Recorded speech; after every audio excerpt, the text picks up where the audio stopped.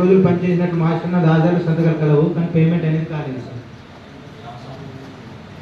గ్రామ సభలో sir bank account తీసి పేమెంట్ చేస్తామని తెలిపారు సార్.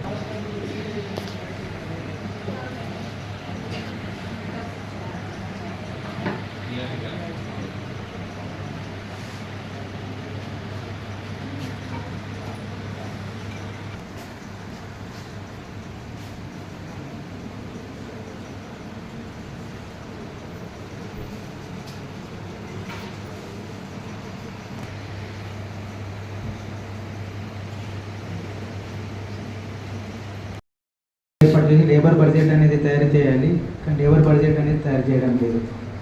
గ్రామ సభలు ఇక్కడ నుండి నిర్వహిస్తాం సార్. Issue number 20 sir. ఈ గ్రామం నందు notice board work allocation details అతికించాల్సి ఉండగా అతికించడం లేదు సార్.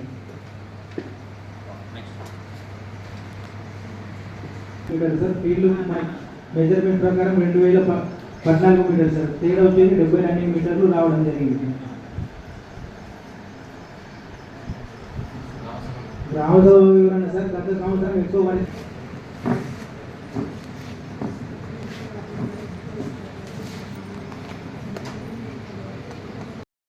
Issue number 29 sir. ఒకే కుటుంబానికి 2 జాబకాలు జారీ చేసి 105 రోజులు పని కల్పించడం జరిగింది సార్.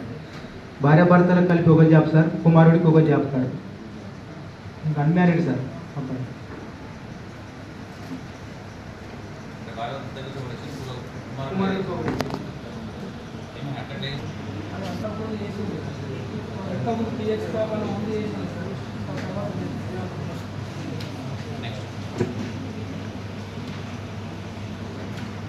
రెండు పనులు చేయడం జరిగింది సార్. ఇక 2 పనులకు సంబంధించి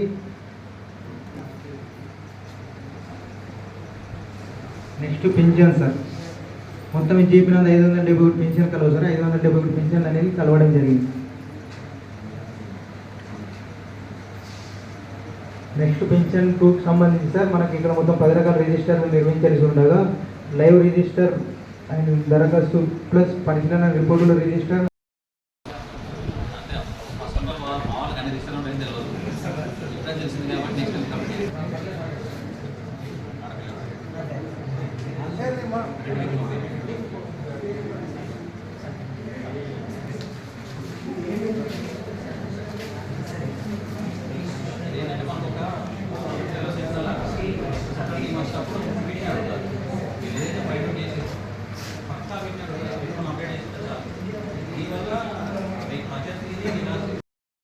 పాయింట్ అవుట్స్ని నెగిటివ్ తీసుకోవద్దు, మనం పాజిటివ్గా తీసుకోవాలి, దాన్ని రెక్టిఫై చేసుకోవాలి.